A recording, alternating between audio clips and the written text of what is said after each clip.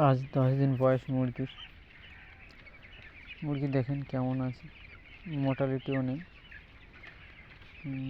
মুরগির বাচ্চাও খুব ভালো দিয়েছে এবং সবথেকে বড় বিষয় বোর্ডিংটা ঠিকভাবে মেনটেন করতে হয়, তাপমাত্রা যেন ঠিক থাকে, বাচ্চা যেন ঠান্ডা না লাগে, সেই হিসেবে করলে 10টা দিন পার করলে আর অসুবিধা নেই।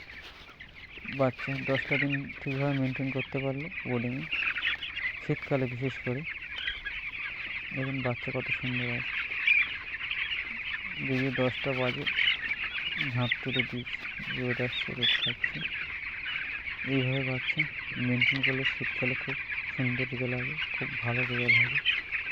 এবং যারা করতে চান তারা আমার ভিডিও পাশে থাকেন, কী সমস্যা আমাকে কমেন্ট করবেন এবং আমি বলেও দেবো কীভাবে মেনটেন করতে হবে এবং কেন কোনোরকম সমস্যা হলেও